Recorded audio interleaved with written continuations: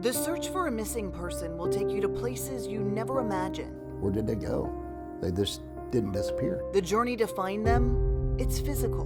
Knocking on doors at midnight with a flyer and a flashlight. We've been through every ditch, under every bridge. And it takes an emotional toll. You feel every day when you don't find her. But for the families of the missing, there is no other option. For the family of Andrea Knabel, it's a terrible twist, as a woman who searched for others turns up missing herself.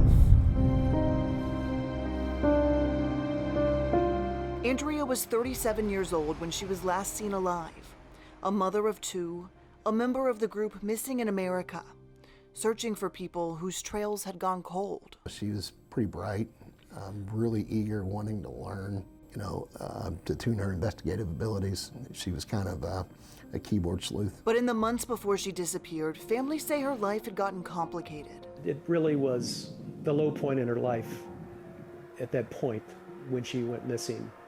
And we realized the condition she was in partially, but we found out more things, I did, when, after she was gone. She lost her job and then her home. It just seemed like one thing after another would happen, and then she was evicted from her home. So I feel like she was probably overwhelmed and depressed with her situation, just as anybody would be with all that happening. Families say Andrea found a friend in everyone, for better or worse. I think somebody in her circle, if the worst happened, I think that's where it happened. Somebody connected with the wrong industry, the wrong hobbies, maybe involved in things that are illegal. To better understand, we have to go back in time to the last night she was seen alive, August 12th, 2019. My name is Tracy Leonard. I'm a private investigator, and I am investigating the case of Andrea Knabel. Private investigator team The Locators tracked Andrea's every move on the night she disappeared, using her cell phone and GPS coordinates. It starts at her mother's home, where Andrea had been staying. Family says there was an argument. She left the house to cool off.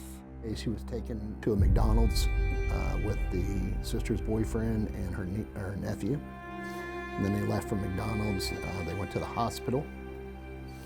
She was having some type of infection on her face. She was picked up by a rideshare company and then taken back to her mother's house. She was at her mother's house briefly, then walked over to her sister Erin's house. Andrea came over and she just told me she was upset about everything going on. She was upset about her face, and that they had argued earlier that night, and so we kind of hung out and she vented to me, and I told her maybe you should just go home and rest it off, and everything will be fine in the morning. She left, and it's the last time I saw her. Evidence shows Andrea's phone made it back to her mother's house around 6:30 in the morning, where she made some calls before eventually going dark. Her phone either went dead or it was turned off, and she disappeared. Erin filed a missing persons report days later after not hearing from her sister. Police responded quickly. They interviewed all of us, and I think they got a warrant for my mom's house. They wanted to see if Andrea's phone was there. I guess that was their goal, so they brought in vans of people. But the efforts didn't lead to answers, and investigators have struggled to narrow the field of possibilities, responding to sightings that never seem to pan out. We'll go, into that store, pull the video, not her. We've had, probably 200 of those. Without any confirmed sightings and a lack of evidence, the family focuses on the facts. There is no sign of foul play. There's no sign of death at all in either.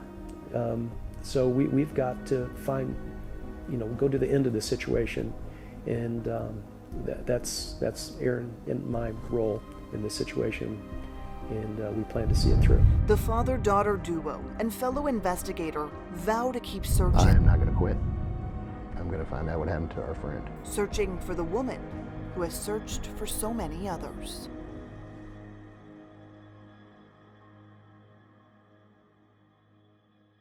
If you have any information that could help investigators in this case, you're urged to call LMPD at 574-LMPD. And we want to invite you to join the conversation on our Facebook page, Unsolved Insiders.